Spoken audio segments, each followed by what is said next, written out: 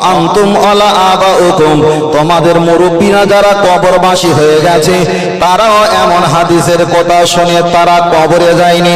আল্লাহর নবী পরে বললেন, আনা বারিউম মিনহুম ওয়া বারিউনা মিন্নি, আকামা ক্বালা আলাইহিস সালাম। নবী আমার বললেন, তবে হাসরের ময়দানে ওরা আমার কেউ হবে না, আমি রাসূল হাসরের ময়দানে ওদের কাছে যাব না। আল্লাহর নবীকে জিজ্ঞাসা করলেন, হুজুর বাল হুম ইউসাল্লুনা, ওরা তো দুনিয়াতে নামাজ পড়েছেন, ওয়ায়াসুবুনা, ওরা দুনিয়াতে তো রোজা পর্যন্ত রেখেছে, ওয়ায়াহুদ্দুনা, ওরা হজ পর্যন্ত করেছে, আপনি কেন হাসরের ময়দানে ওদের হবেন না? ওরা কেন আপনার হবে না? জবাব দাও। নবী আমার পাক জবানে বলেছিলেন, ওরা পৃথিবীর জমিনে সবকে মেনেছে, আমাকে কেটে ওরা সরিয়ে দেওয়ার বিনিময়ে আমি রাসূল ওদের কেউ হব না, ওরা আমার কেউ হবে না।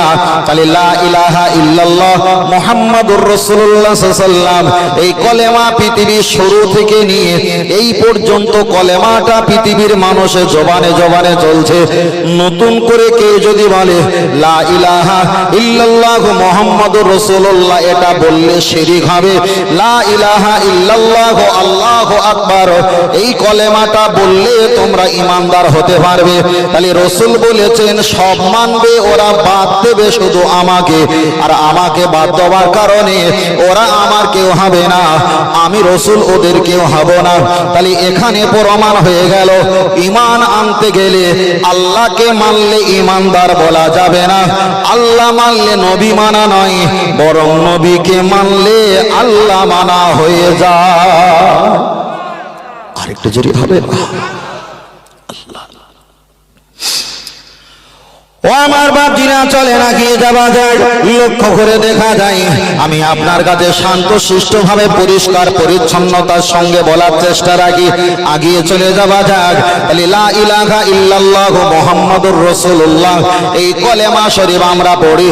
নতুন করে কিছু ফিতনাবাজি দল আমাদের সমাজে হাজির হয়ে বলছে ওই কলেমাটা পড়লে শিরক আর বেদাত হবে।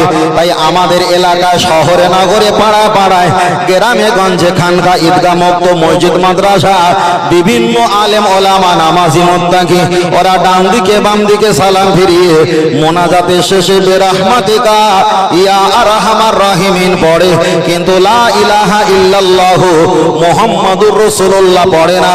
রাসূল তো বোঝাতে চেয়েছে ওর ভিতরে সব থাকবে, থাকবো না শুধু আমি।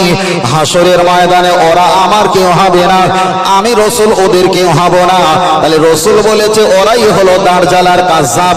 তাহলে এমন দাজ্জালার কাযযাব আমাদের আশেপাশে সমাজে আছে না নাই? ভাই আমি বলছি, কমেন্ট করার আগে আমার ফের 2 মিনিট সময় বক্তব্যটা শুনে তারপর কমেন্ট করবেন, আপনার জবাবটা কমেন্ট করতে হবে, পেয়ে যাবেন। ও আমার বাপজিরা, আমি আপনাকে বোঝাই, আপনি